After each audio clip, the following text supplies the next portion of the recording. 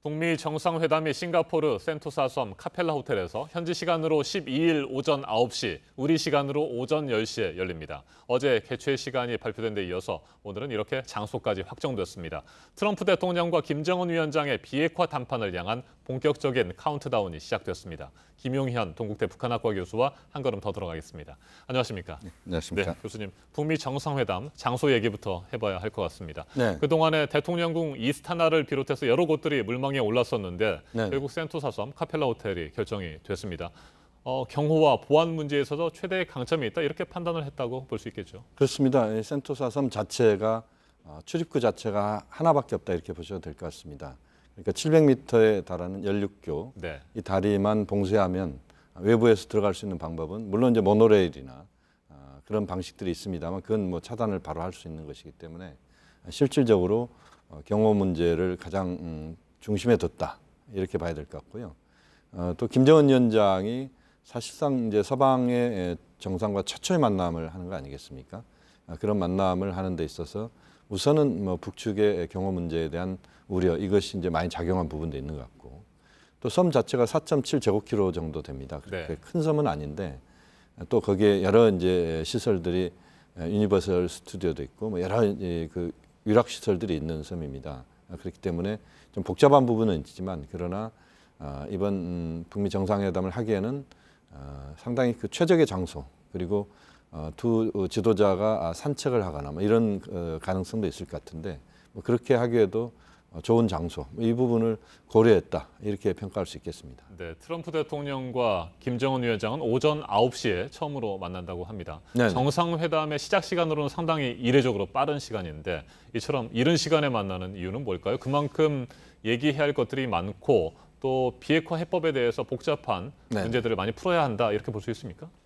그렇습니다. 지금 말씀하신 것처럼 우선은 북미 정상이 만나는 시간 자체가 당일 회담 또는 1박 2일 회담일 가능성이 높습니다. 네. 그렇기 때문에 최대한 많은 시간을 만남을 갖는 시간으로 한다.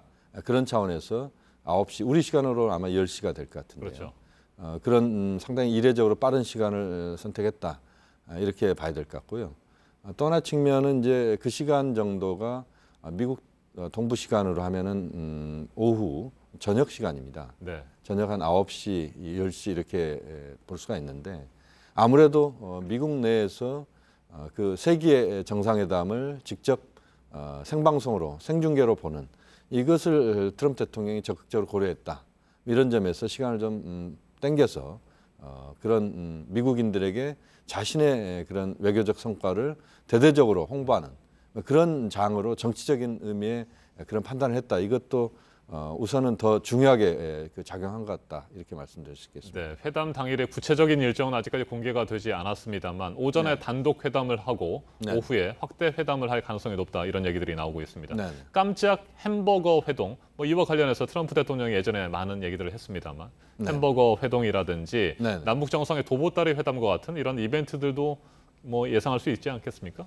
아무래도 이제 그 오전 회담에서 상당한 그 성과가 나온다면 아마 그 이후의 일정은 상당히 유연해질 수 있다 이렇게 볼 수도 있습니다. 물론 지금 이제 그 판문점에서 실무 접촉이 아직도 진행되고 있습니다. 그 성킴 대사와 최선희 국장의 부상의 만남이 계속 이루어지고 있기 때문에 아무래도 아마 그 6월 10일 이전에 북미 간의 큰 틀에서 합의는 다 끝난다 이렇게 봐야 될 것 같습니다. 그렇게 본다면 한편으로는 이제 두 지도자의 만남 속에서의 충분한 대화, 또 한편으로는 국제사회의 이 회담을 제대로 한번 보여주고자 하는 그런 측면도 분명히 있을 것이다. 특히 트럼프 대통령의 이제 그런 의지가 있을 거라고 보는데 그렇게 보면 도보다리에서의 그런 40분 동안의 그런 특별한 이벤트, 이런 비슷한 이벤트를 센토사 섬에서 할 수 있는 곳은 많습니다. 네. 그렇기 때문에 이제 그런 시간들을 가질 가능성은 충분히 있다.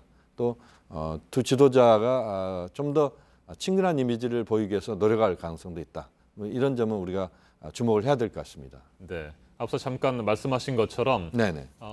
성김 대사 그리고 최선희 북한 외무성 부상 간의 판문점 실무 협상은 지금도 계속되고 있는 것으로 알려지고 있습니다. 그렇습니다. 며칠 전까지만 해도 북미 정상회담을 위한 준비가 구분능선을 넘었다 뭐 이런 얘기들이 좀 나왔습니다만 네네. 교수님께서는 어떻게 전망하세요? 어느 정도나 뭐 한 95% 정도는 합의가 됐다 이렇게 보십니까? 지금은 뭐 95%를 넘어서고 있다라고 봐야 될 것 같습니다.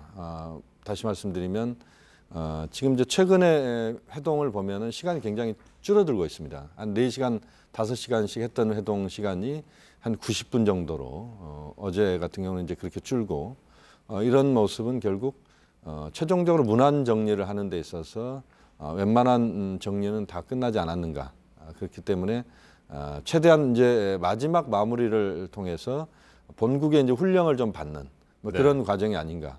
그래서 최종적으로 트럼프 대통령과 김정은 위원장에게 최종적인 승인을 받고 이것을 이제 그 북미 정상회담의 테이블 위에 올려놓는 뭐 거기에서 이제 부분적인 어떤 조정이나 또 여러 가지 이제 트럼프 대통령의 성격이나 김정은 위원장의 또 화끈한 성격이 작동하면서 좀 더 또 다른 차원에서의 플랜 B가 있을 수도 있겠습니다만 현재로서는 그 판문점 접촉에서 나온 내용들이 대체로 북미 정상회담에 수용되는 뭐 이런 쪽으로 정리될 가능성이 높다고 봅니다. 네, 우리 외교부의 의전장과 청와대 관계자들도 뭐 네네. 10여 명이 현재 싱가포르에 파견됐다는 소식도 확인이 됐습니다. 네네. 문재인 대통령이 남북미 3자 정상회담 그리고 네. 종전선언을 위해서 싱가포르에 갈 가능성 그만큼 높아졌다 이렇게 볼 수 있겠죠. 물론 그렇습니다. 지금 이제 한 50대 50 정도로 봤는데 이제는 대통령께서 싱가포르에 갈 가능성이 상당히 높아지고 있는 것 아닌가 하는 판단입니다. 물론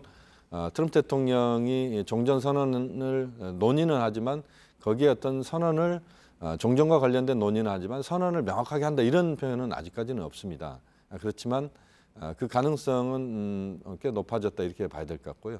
다만 이제 북미가 지금의 흐름 자체를 북미 정상회담의 내용 자체를 한꺼번에 모든 것들 결과를 내기보다는 좀 더 단계적으로 낸다 이런 또 입장들이 좀 나오고 있습니다. 네. 2차, 3차 정상회담의 가능성도 있다. 이렇게 본다면 이번에 남북미 종전선언이 이루어지지 않고 7월 27일 날 판문점 또는 특정 장소에서 그 정전협정 체결 65년을 기념하면서 그것을 마무리 짓는 그러니까 전쟁 없는 한반도로 가는 그런 이벤트가 나올 가능성도 배제할 수 없다. 그렇게 보면 현재까지는 대통령의 싱가포르 방문 가능성이 높습니다만 그러나 100%다 이렇게 보기는 아직은 좀 어렵습니다. 네, 중국 언론 환구시보는 남북미 종전선언은 좋은 일이지만 네네. 중국이 빠진 상태에서 정전협정을 대체하지는 못한다 이렇게 주장을 하고 있습니다. 정전협정 서명 대상국이 중국이기 때문에 네네. 중국을 빼고는 해서는 안 된다 이런 얘기인데 말씀하신 대로 이번에 종전선언이 뭐 이루어지지 않는다고 한다면 네. 시진핑 주석이 싱가포르를 깜짝 방문할 가능성도 낮다고 봐야 되겠군요. 네, 현재로서는 시진핑 주석의 방문 가능성은 그렇게 높지는 않다고 보고요. 종전선언은 이것은 이제 국제법적인 그런 행사가 아니고 그 정치적 의미의 행사입니다. 그렇기 때문에 남북미로 가는 것에 대해서 중국에 이제 부담이 있을 수 있습니다만 그런 남북미로 갈 수 있다고 보고 다만 이제 평화협정을 체결하는 평화체제 논의 과정에서 중국이 정확하게 자신의 역할을 하는 이런 쪽으로 가는 것도 현재로서는 가능성이 높다 이렇게 봐야 될 것 같습니다. 알겠습니다. 김용현 교수님 오늘도 말씀 잘 들었습니다. 감사합니다.